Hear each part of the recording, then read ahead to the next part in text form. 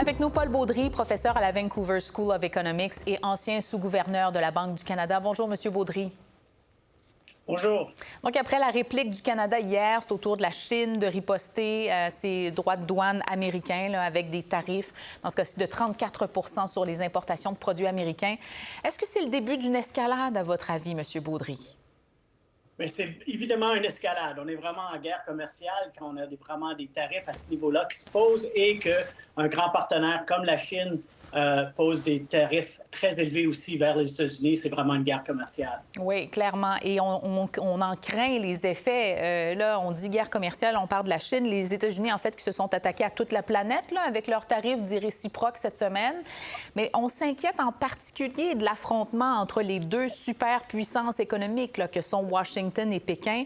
Est-ce que les effets de cet affrontement-là en particulier, ça va se faire sentir à l'échelle mondiale? Oui, c'est certainement. C'est deux très grosses économies. Beaucoup d'autres économies dépendent de leur commerce avec ces économies-là. Donc, ça a des effets importants.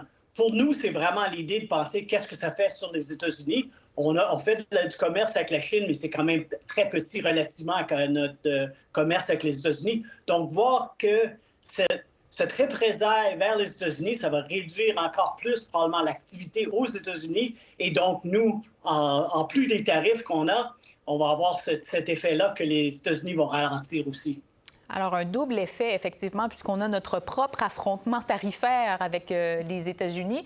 On voyait les chiffres de la bourse, là, M. Baudry, juste avant qu'on commence à se parler, là, les investisseurs qui sont inquiets, les chutes sont brutales. On parle de risque de récession mondiale dont la probabilité augmente. Là. On est à 60 chez JP Morgan aujourd'hui. Est-ce que vous êtes de cet avis que les risques d'une récession augmentent? Certainement. Les risques d'une récession augmentent vraiment. Là. On est vraiment dans cette difficulté. C'est une incertitude très élevée. Nous, au Canada, on a déjà vu l'effet de l'incertitude. Là, cette baisse de l'emploi qu'on vient d'apprendre aujourd'hui, Oui. Ça reflète cette incertitude. Ce n'est pas tant vraiment directement les tarifs encore qui ont affecté l'économie canadienne, mais on voit que les Canadiens sont plus hésitants d'aller dépenser. Et aussi les firmes. Hein? Les firmes n'iront pas dépenser à la même vitesse dans un temps où c'est tellement incertain. Donc, on voit déjà ces effets-là et on devrait le voir encore plus dans les mois qui viennent. Bon, dans ce contexte, M. Baudry, quelles sont les perspectives pour le Canada? On a échappé aux tarifs réciproques, mais comme on vient de le dire, on va subir les contre-coups de l'effet de cette guerre tarifaire mondiale sur les Américains.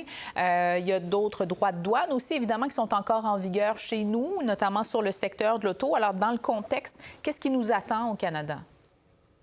Mais c'est certainement encore là, pas des bonnes nouvelles pour le Canada. C'est moins pire que ça aurait pu être. Donc, on a été pas les plus frappés, mais il faut vraiment voir que notre secteur d'automobile est vraiment frappé. L'acier, l'aluminium, on a encore tous ces effets-là qu'on est encore en train de subir.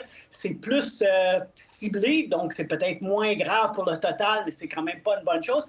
Mais en plus, vraiment, cette incertitude-là, on ne sait jamais qu'est-ce qui va se passer. Est-ce que là, il risque d'avoir d'autres effets? Nous, on a rétalié en partie à certains des tarifs américains. Est-ce que les États-Unis pourraient encore réenchérir à ce moment-là? Est-ce qu'on pourrait se trouver dans le pire endroit? Et je pense que ça amène cette incertitude. Et c'est vraiment... L'économie n'aime pas l'incertitude et on est dans ce côté-là. Donc, c'est presque sûr qu'on va avoir une baisse de croissance et on va voir comment on va s'en sortir.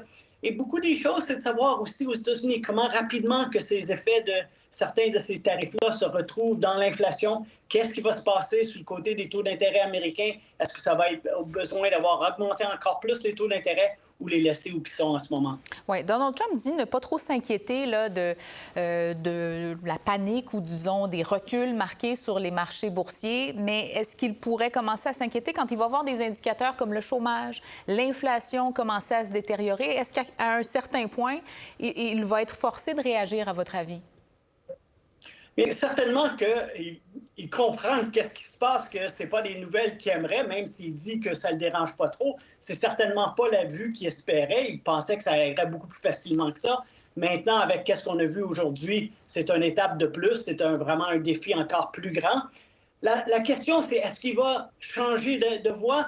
il n'a pas encore indiqué un désir de changer de voie. Il semble être prêt à affronter certaines difficultés, mais on va vraiment voir à mesure que, particulièrement l'inflation, les effets des tarifs vont augmenter certains des prix de beaucoup de biens aux États-Unis. Maintenant, surtout avec ces mesures-là de la Chine qui vient réenchérir là-dessus, ça va faire à la fois réduire la croissance, plus d'inflation à cause des tarifs américains, et tout ça, comment que le président Trump va essayer de gérer, c'est difficile, mais il semble vraiment déterminé d'aller assez longtemps parce que sinon, il aurait déjà changé de voie. Oui. En terminant, quelques mots, M. Baudry, sur la politique monétaire. Donald Trump faisait pression aujourd'hui sur la Réserve fédérale disant abaissez vos taux. On a la Banque du Canada aussi qui doit prendre sa décision dans à peu près 2 semaines.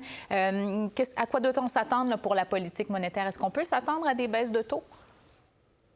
Bien, nous, je crois qu'au Canada, il y a des possibilités qu'on voit une baisse de taux à cause qu'on n'a pas été frappé aussi fort par les tarifs et qu'on n'a pas eu besoin de mettre autant de tarifs rétaliatoires. C'est ceux-là qui auraient créé de l'inflation au Canada. On semble être un peu mieux cette situation-là. La croissance a déjà réduit cet emploi, donc il y a peut-être la place encore de baisser un peu les taux au Canada. On va voir comment que la Banque...